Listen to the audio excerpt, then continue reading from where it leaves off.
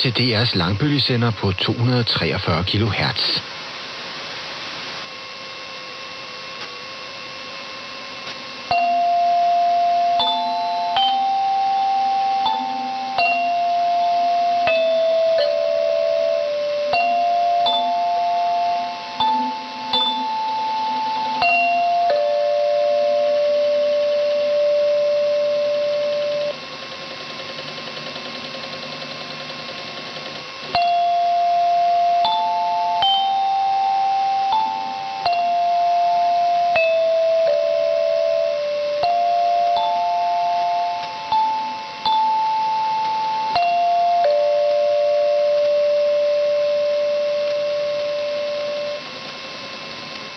Du lytter til DR's langbølgesender på 243 kHz.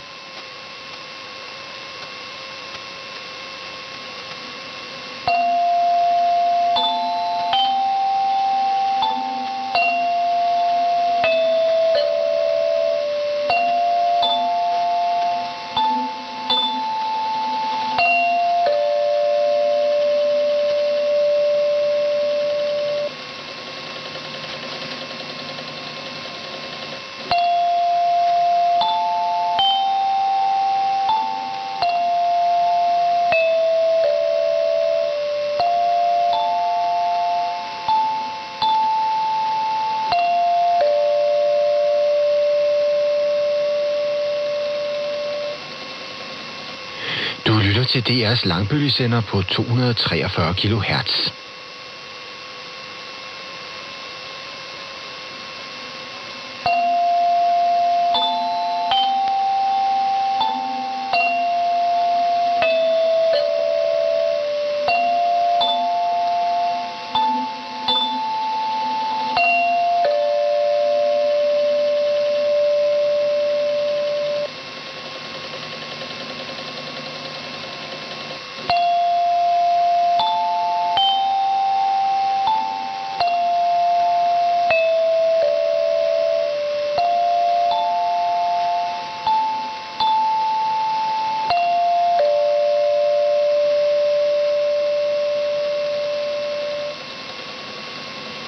Du lytter til DR's langbølgesender på 243 kHz.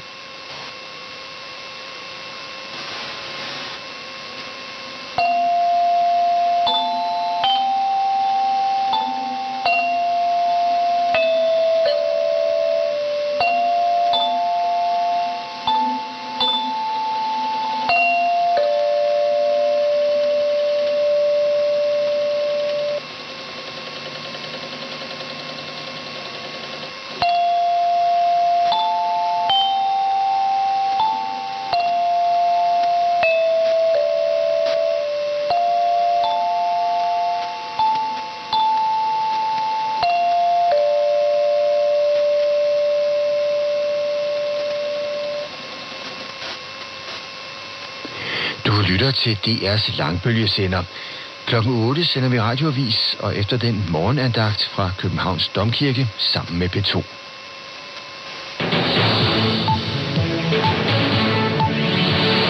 Politikerne skal se og hjælpe de patienter, der ikke kan få den medicin, de plejer. Så lyder det fra flere læger, efter vi de seneste dage har kunne fortælle, hvordan kronisk syge ikke kan opdrive den medicin, de har brug for, fordi den er udsolgt. Og det gælder alt fra medicin mod epilepsi og hjertekramper til antabus. Og det betyder så, at de må omkring lægen og spørge, hvad de så stiller op.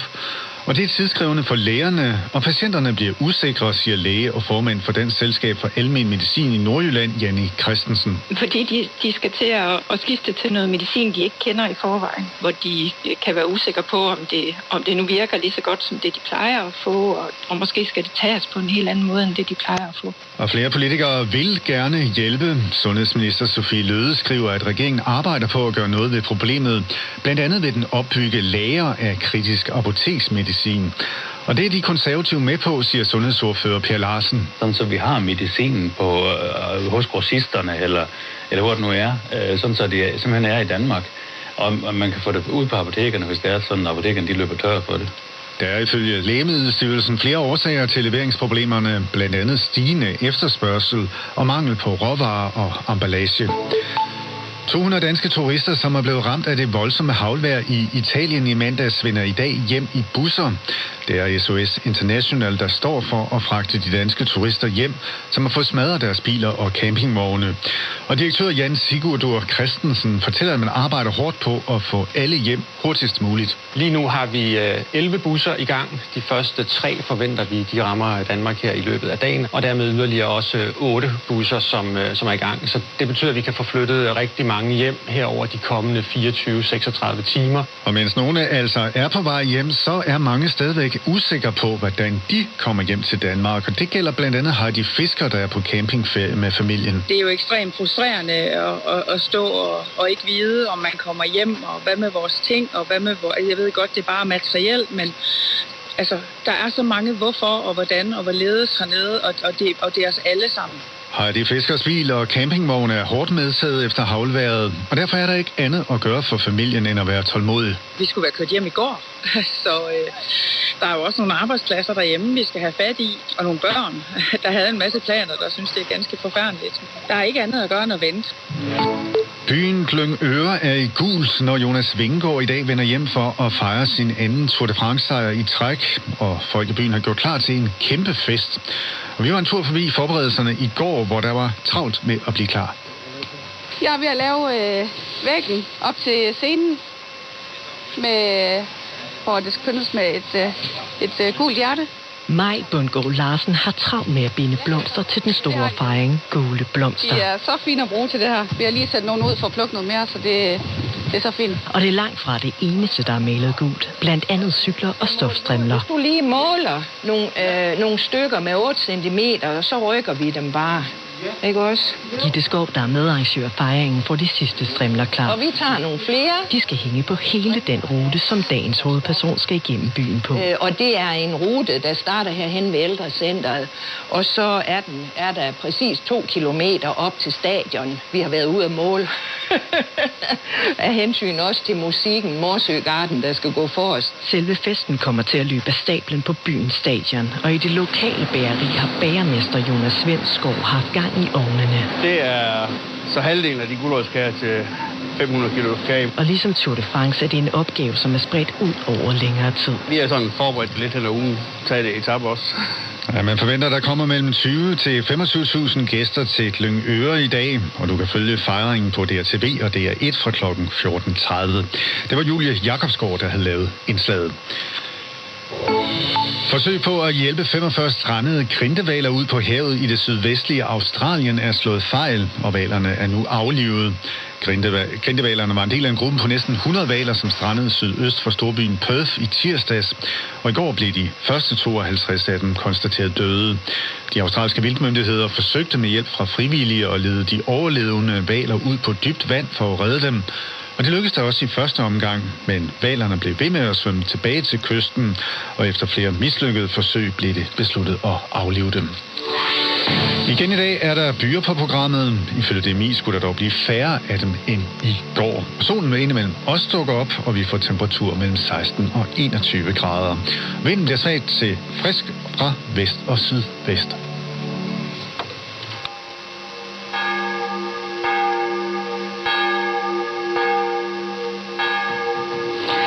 Nu er det tid til dagens morgenandagt, som vi sender direkte fra Domkirken i København. Eva Maria Schwartz står i spidsen for andagten, og hun læser i dag fra Det Gamle Testamente, Jeremias bog, kapitel 6, og fra Det Nye Testamente, Matteus Evangeliet, kapitel 10. Det er salmebogens nummer 609, dybt fornedret skal enhver, og nummer 599, lov og tak og evig ære, der skal synges her til morgen. Hanne Kuhlmann sidder ved orglet og indleder andagten med at spille en adagio af Vivaldi. Det gør hun efter bedeslagene har lyttet.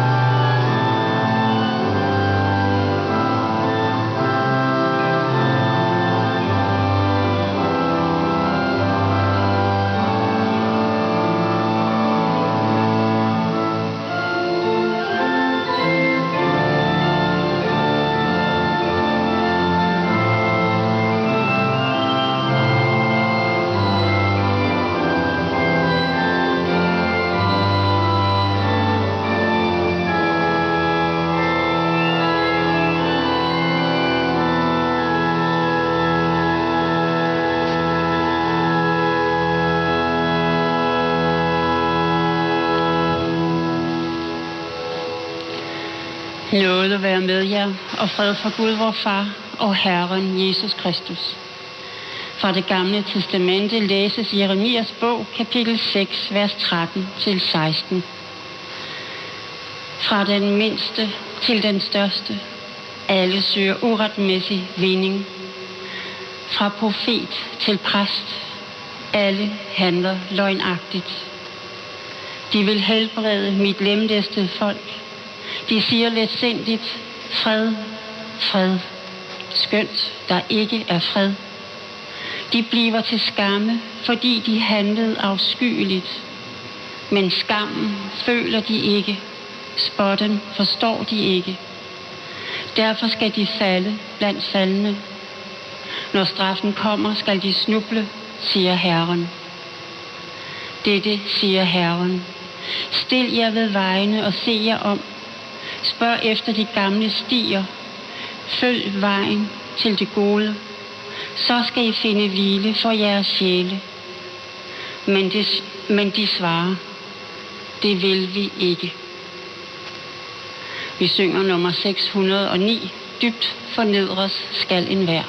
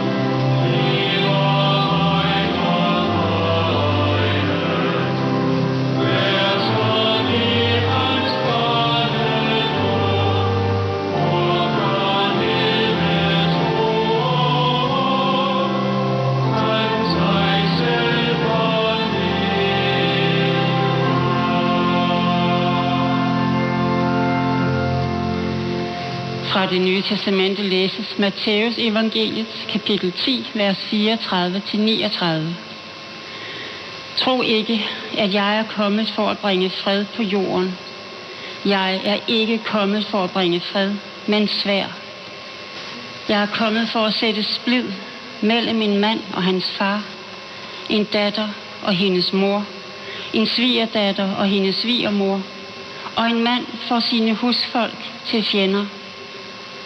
Den, der elsker far eller mor mere end mig, er mig ikke værd.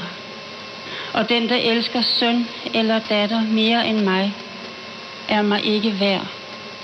Og den, der ikke tager sit kors op og følger mig, er mig ikke værd. Den, der har reddet sit liv, skal miste det, og den, der har mistet sit liv på grund af mig, skal redde det. Amen.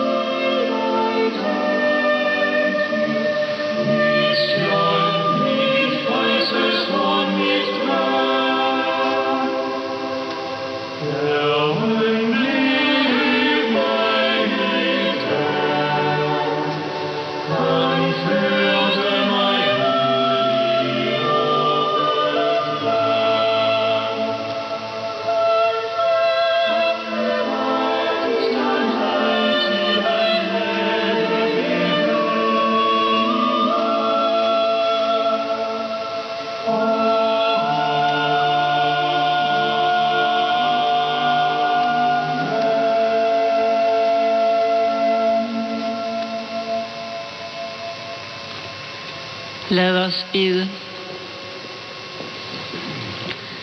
Himmelske Far, hvor dyrebar er din godhed.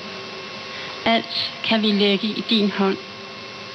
Vi beder for os selv, vores hjem og alle dem, vi er knyttet til. Led os i dag ved din ånd.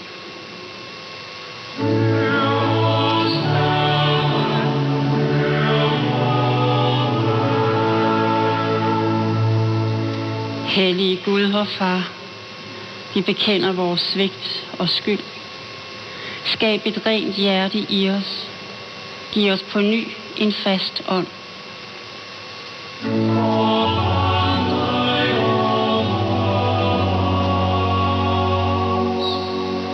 Herre Jesus Kristus, du som er et med vores himmelske Far, gør sandhedens og kærlighedens ånd levende i din kirke. Lær os at bede, og lad din ånd få sådan magt over os, at vi alle bliver et i dig. Velsign kirken med ånd og liv.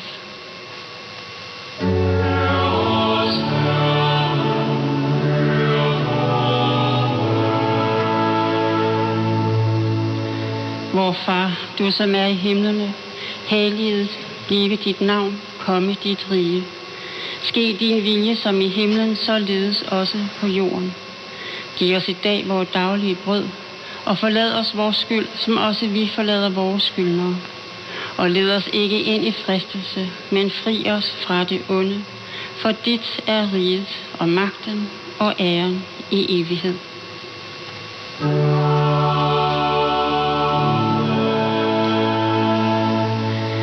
Herren være med jer.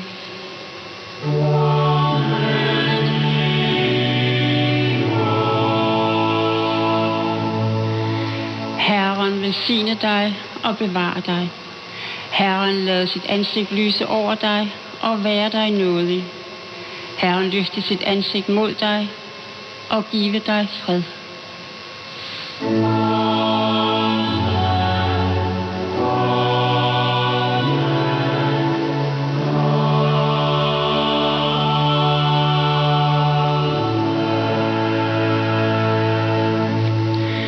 Vi synger nummer 599, lov og tak og evig ære.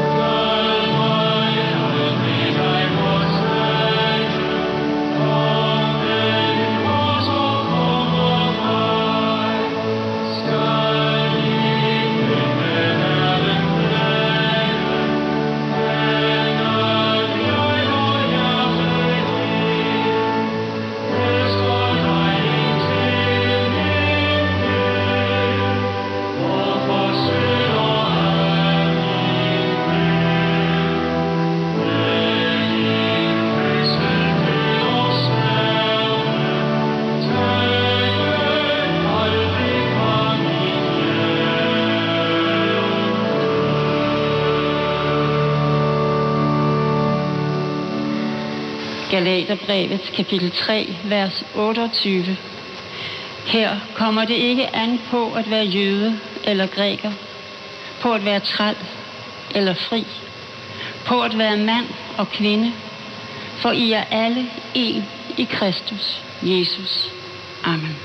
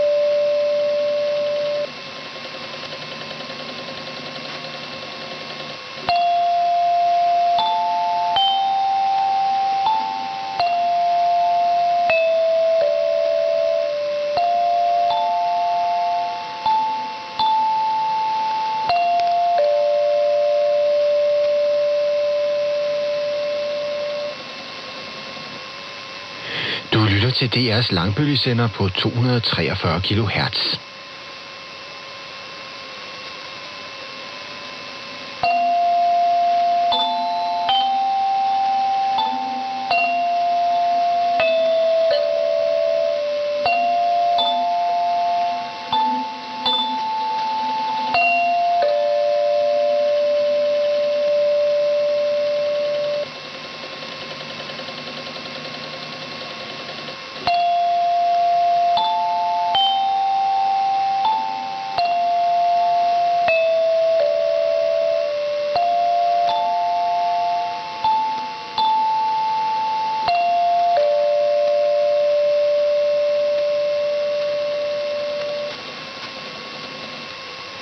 Du lytter til DR's langbølgesender på 243 kHz.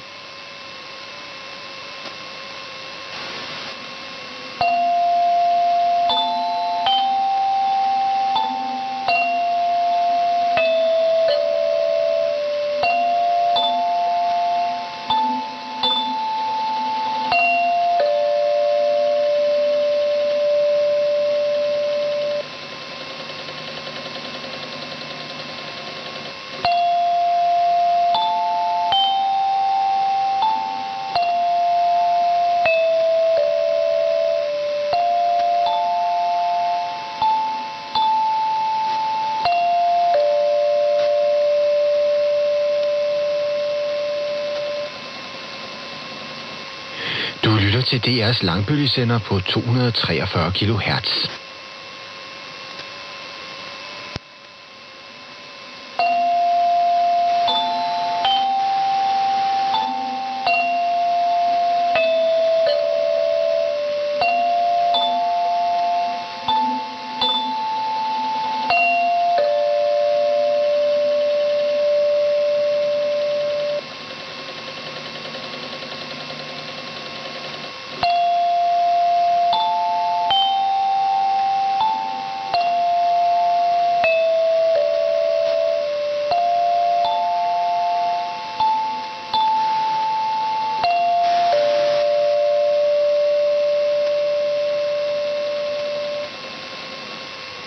Du lytter til DR's langbølgesender på 243 kHz.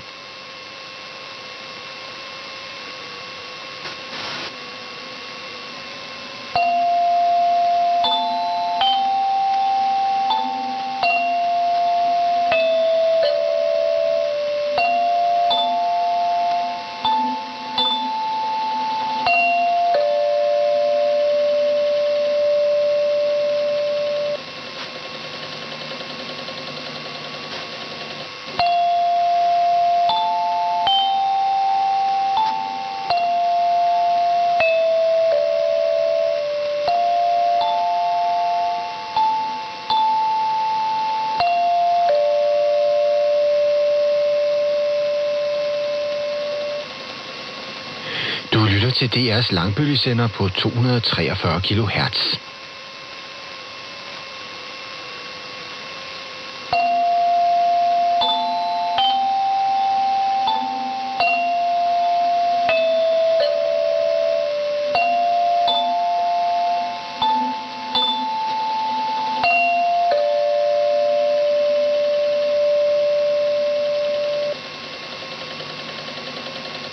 Her på DR's langbølgesender har vi nu krop og bevægelse.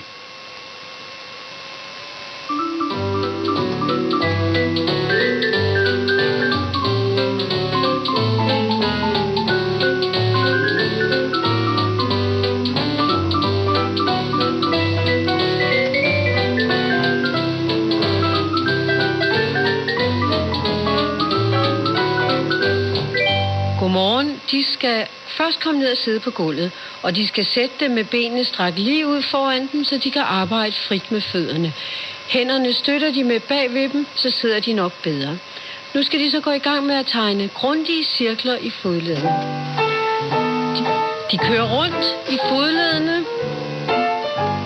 Godt være lidt aktiv, så de bliver hurtigt varmet op.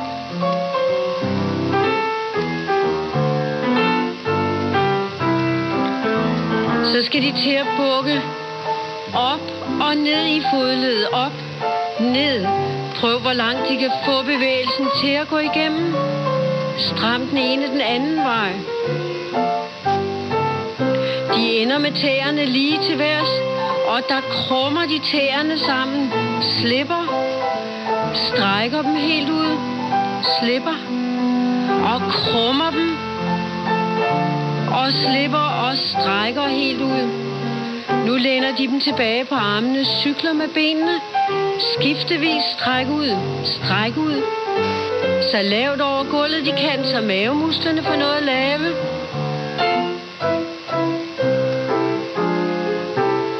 De ruller helt ned og ligger på ryggen. Når de ligger på ryggen, bøjer de benene og sætter fødderne i gulvet. Og nu skal de have enden op til værs ved at rulle led for led ryggen igennem. De løfter enden, følger ryggen, ruller hele vejen op, så de kun står på skuldre og fødder. Og så langsomt ruller de ryggen ned. Prøv om de kan mærke alle hvirvler i gulvet undervejs. De ruller op, får ende og mave op og strække igennem. Og så krummer de ryggen ned i gulvet igen. Tag en tur til. Kom op. Og de ruller ned. Og så tager de en tur til at rulle op. Og ligegyldigt, hvor de har armene, så strækker de ud igennem armene, når de nu skal rulle ned og gøre ryggen lang. Og slip. En sidste gang løft godt til værs. Stræk hoften igennem. Sæt en strækning i hele kroppen, mens de ruller ryggen ned og gør den lang. Og slipper. Og de bliver liggende på ryggen, strækker benene frem i gulvet. Nu skal de arbejde med et ben ad gangen, hvor de trækker knæet bøjet op over maven, strækker benet til loftet og strækker det ekstra igennem og sænker det frem efter og ned. Og så kommer med det andet ben. Så det er bøjet, stræk og stræk igennem og sænke. Op, stræk og strække mere og sænke. Og når de strækker, så skub op med hælen. Stræk igennem. Så de strækker bag på benet.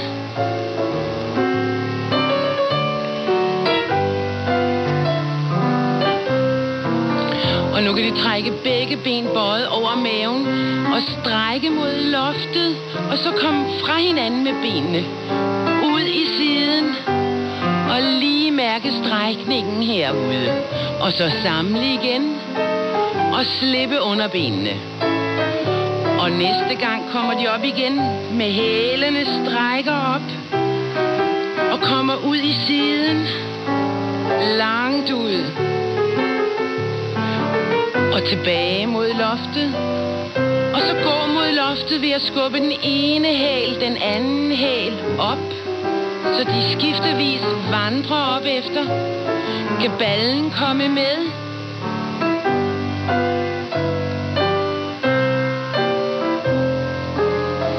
Ja, læg benene i gulvet. De skal rulle om på højre side. Her skal de strække brystmusklen, så de lægger venstre knæ bøjet frem i gulvet, og nu skal underste arm holde på knæet. Så bliver det venstre arm, der er ledig, den skal op og skråt bagud og hænge. Kroppen og hovedet drejer med, knæet skal blive i gulvet, og de kan selv mærke, hvor armen skal hænge, for det strækker foran. Og så bare lad armen være tung.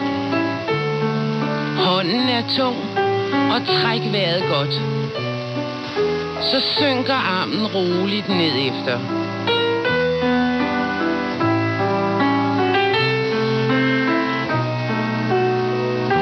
Og trække armen hjem, og de skal tære om på den anden side. Modsat hånd og knæ og højre arm bagud. Mærk, hvor den skal hænge. Og så tænk på vejrtrækningen, så det ikke holder vejret, men armen er tung.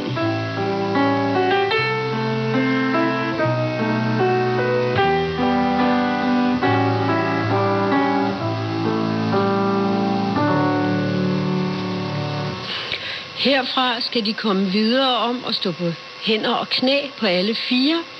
Og her lader de hænderne blive, hvor de er, men bøjer tæerne ind under fødderne. Så løfter de først knæene fri af gulvet og får enden til værs, så de nu bare støtter på fødder og hænder. Træd så langsomt den ene hæl så langt ned mod gulvet den kan, så det strækker i lægen og kom hjem igen. Den anden læg, træd hælen ned og få vægten med tilbage og slipper bytte om den anden sejt igennem. Kan de bruge udåndingen til at strække ud der og byt, og igen stræk der og byt. Så langt ned mod gulvet, stræk knæet om muligt og tag en sidste gang. Og så står de på begge fødder og fjeder. Få en let fjedring. Hop og dans lidt på fødderne her, stadigvæk med enden til værs. Nu vandrer hænderne ind mod fødderne, de skal til at helt op og stå. Bliv ved med at fjedre. Først split, så de vender dem til at være oppe og stå. Og når de kan, så arbejder fødderne kraftigere. Arbejd godt fjederne skiftevis i fødderne.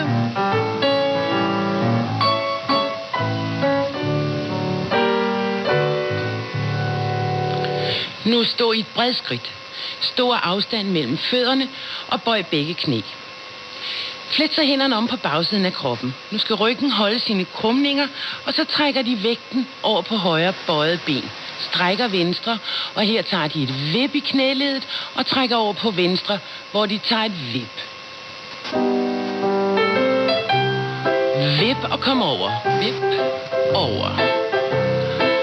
Og kom godt ned i knæet. Og så læg mærke til, om knæet går lige ud over foden, så de ikke belaster knæet for meget. Og så begynd at komme frem efter i hofteledet med en lang ryg. Find ud af, hvor langt frem de kan komme med en lige ryg. Er skridtet stort nok, så de får arbejdet?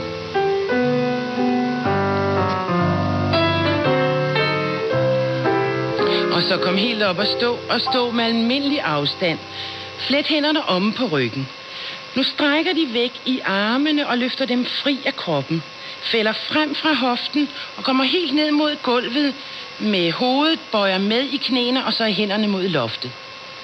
Her slipper de i armene og i hovedet og hænger.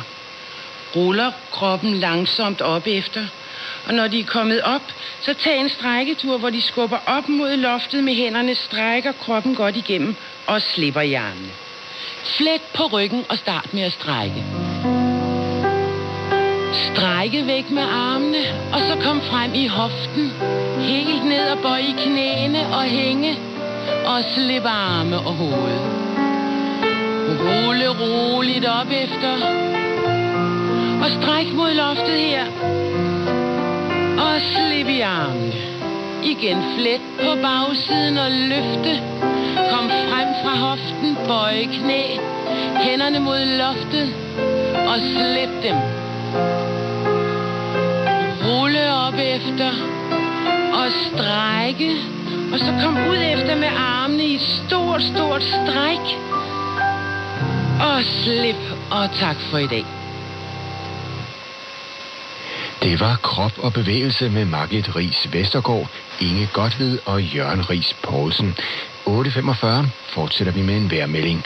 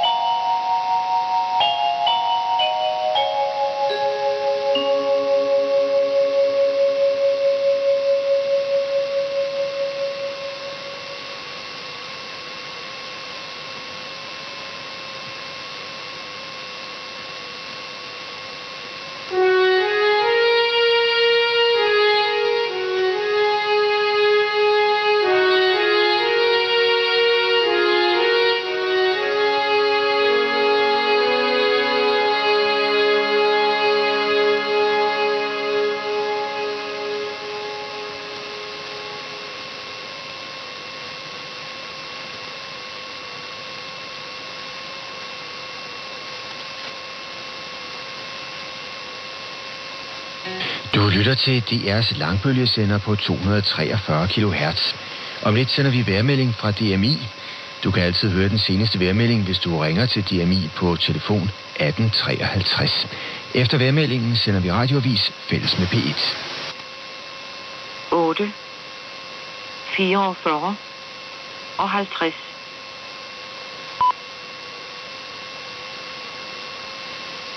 8, 45 og 0. Goddag. Her er vejrmeldingen fra Danmarks Meteorologiske Institut. Torsdag den 27. juli 2023, udsendt kl. 6:28. UTC. Oversigt. Et lavtryk. 997 hektopascal over østligste Skagerrak bevæger sig væk mod øst. Spredte byer over området. Flest byer og først i perioden over Skagerrak og Kattegat. Senere Østersøen i forbindelse med lavtrykket. En frontzone med mere udbredt regn og byer bevæger sig langsomt ind over Tyskebugt fra sydvest.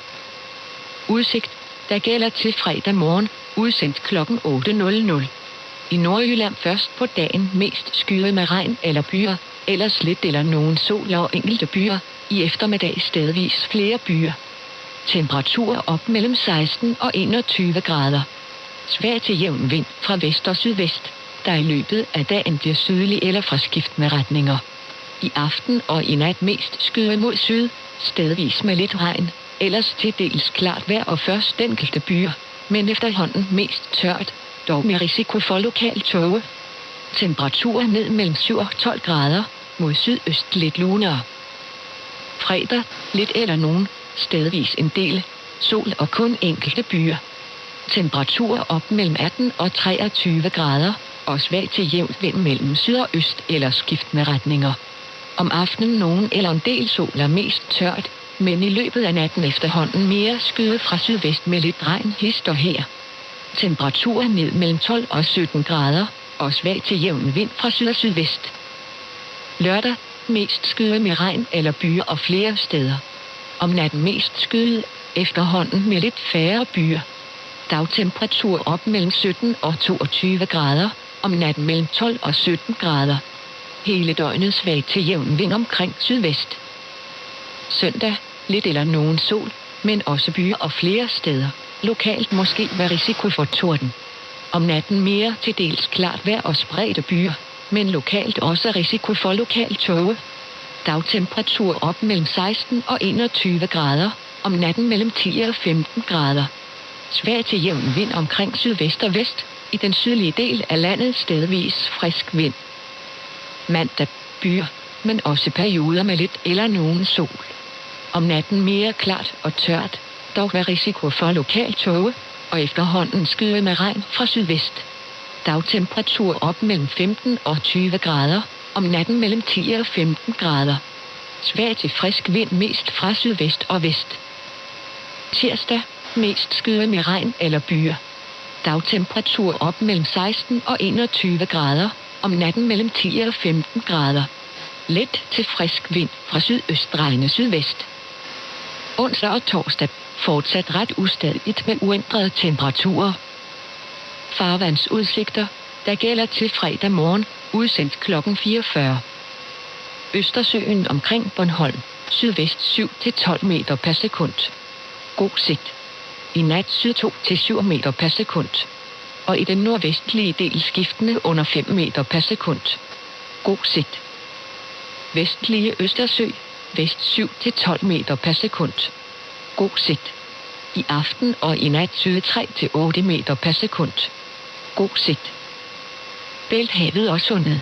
Bælthavet, vest 5-10 meter per sekund. God sigt. I nat skiftende under 5 meter per sekund. God sigt. Sundet, sydvest 5-10 meter per sekund. God sigt.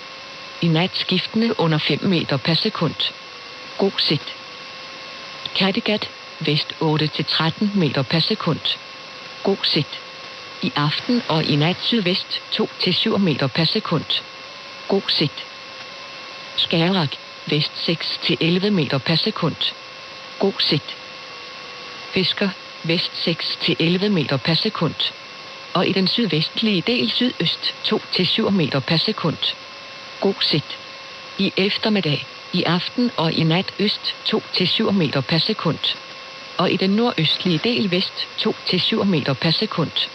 God sigt. Signifikant bølgehøjde 2,5 meter. Dønning 1,5 meter. Tyskerbugt. Sydøst 4-9 meter per sekund. God sigt. I aften og i nat i den nordlige del sydøst 2-7 meter per sekund. Og i den sydlige del vest 4-9 meter per sekund. Ringe sigt. Signifikant bølgehøjde 1,5 meter. Dønning 1,5 meter. Femdøgns for farvandene. Østersøen. Fredag.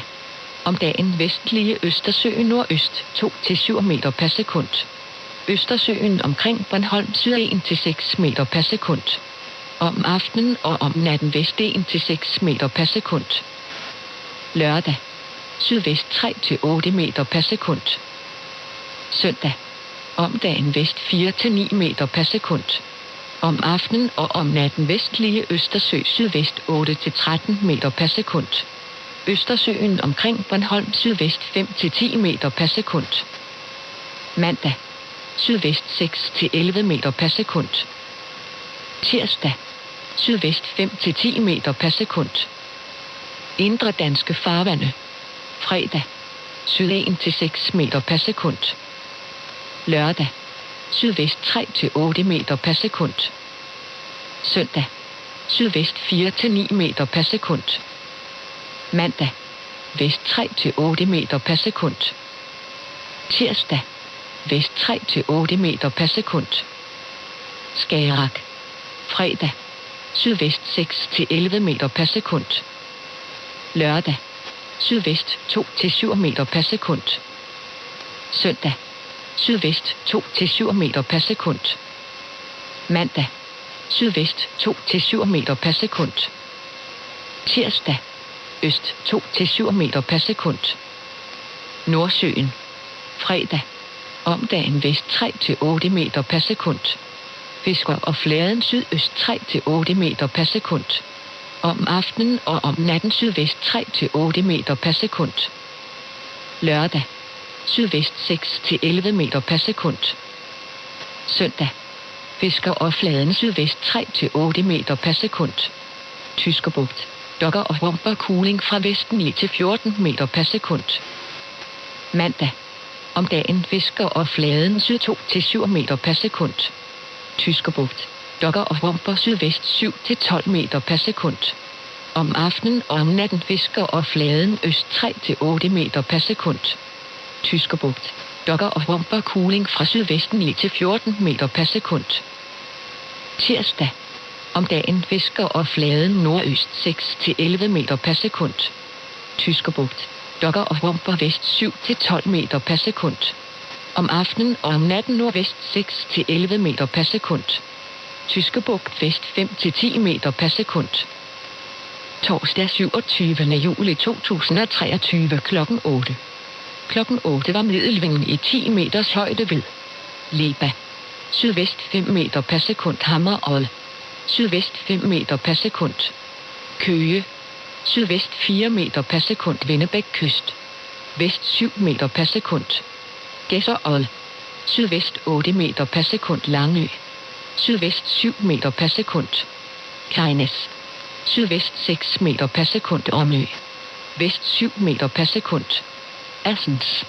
Sydvest 4 meter per sekund Sletterhage. Vest 5 meter per sekund Røsnes. Vest 10 meter per sekund Drøkken. Vest 9 meter per sekund Nakkehoved. Sydvest 1 meter per sekund Kniben. Vest 10 meter per sekund Aarhus Syd. Sydvest 4 meter per sekund Anholt. Vest 10 meter per sekund Frederikshavn. Vest 5 meter per sekund Skagen. Vest 5 meter per sekund Hirtshals. Vest 8 meter per sekund Hanstholm. Vest 8 meter per sekund Thyborøn. Vest 8 meter per sekund Torsminde. Vest 7 meter per sekund Hvidesande. Vest 3 meter per sekund Blåvand. Sydvest 3 meter per sekund Rømø. Sydvest 6 meter per sekund. Klokken 8 var temperatur og vejr ved Hammerod. 15 lidt regnbyge Kastrup. 15 skyet Holbæk. 14 lidt skyet Maribo. 16 lidt skyet Bældringe. 14 halvskyet Skrydstrup. 14 regnbyge Billund. 13 skyet Karup. 14 lidt skyet Tirstrup. 14 skyet Aalborg. 14 efter regn Esbjerg. 15. Det var vejrmeldingen fra Danmarks Meteorologiske Institut.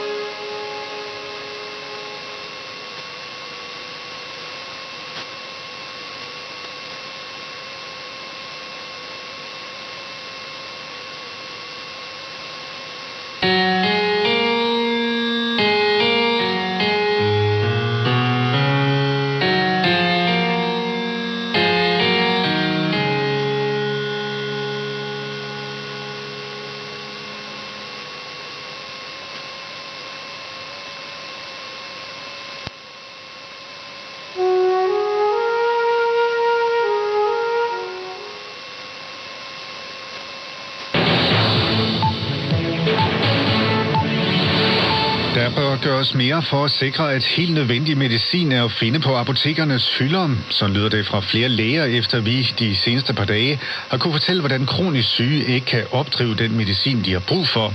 Ganske enkelt, fordi den er udsolgt. Lægerne bruger nemlig alt for meget tid på at finde anden medicin, og patienterne bliver utrygge. Og det gælder også Hanne Hede Poulsen. Hun har flere gange været tvunget til at skifte den medicin, hun får mod hjertekramper. Jeg synes det faktisk, det er lidt stressende at gå og tænke på, om man kan få sin medicin. Og når så man får en anden medicin, så er den i restordre 2 dage efter. Sundhedsminister Sofie Løhde skriver, at regeringen vil forsøge at opbygge lager af kritisk apoteksmedicin. Og det er en rigtig god idé, mener de konservative sundhedsordfører Per Larsen. Man må prøve på at udnytte det medicin, der er i Danmark, så godt som man nu kan. Og så er den langsigtede løsning jo simpelthen, at vi får opbygget nogle lager, sådan så at man er sikker på, at vi godt kan klare os et par måneder, selvom at leverandøren måske svigter. Og der er ifølge Lægemiddelstyrelsen flere årsager til leveringsproblemerne, blandt andet stigende efterspørgsel på nogle typer medicin, men altså også mangel på råvarer og emballage. Ved midnat får ansøgere til de videregående uddannelser svar på, om de er kommet ind på deres drømmestudie, og nogen vil få besked om, at de er kommet ind på en helt ny uddannelse. Både Aalborg Universitet og Syddansk Universitet har nemlig oprettet uddannelser i kunstig intelligens.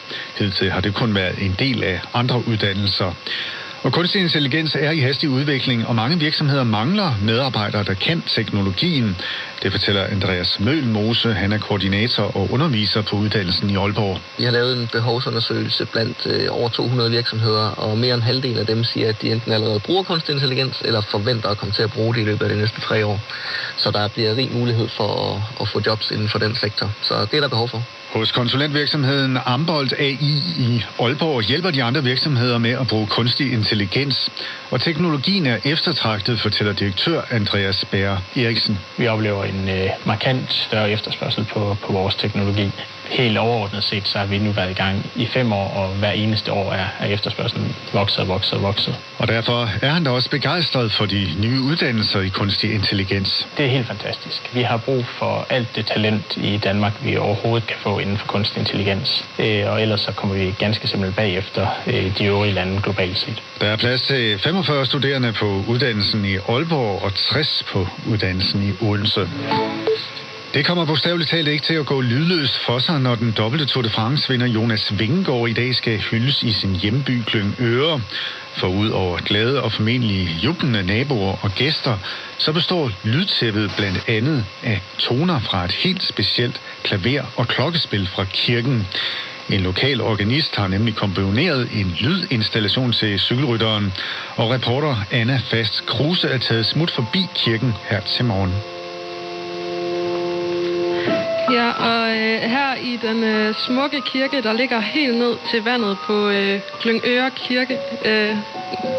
Glyngøre Kirke ligger her lige ned til det smukke vand. Og snart bliver den her stille kirke altså forvandlet til en scene af en helt speciel lyd. For jeg står med den klassiske komponist og manden bag et klaverspil dedikeret til Vingegaard, Christian Rymkjær. Du siger, at du blev inspireret til det her stykke, efter du havde set 16. etape, som Vingegaard jo vandt. Hvorfor var det her øjeblik så inspirerende for dig som komponist?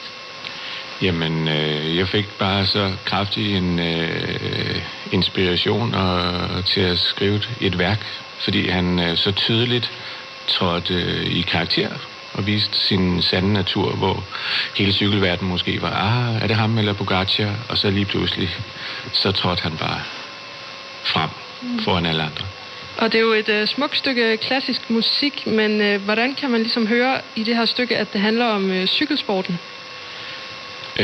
Ja, altså det kan man måske ikke sådan helt lige nødvendigvis, at det er cykelsporten, men det er en tilstand af at blive et med sig selv og lykkes. Ja, så må vi håbe, Jonas Vingegaard synes om værket, når det bliver opført senere i dag.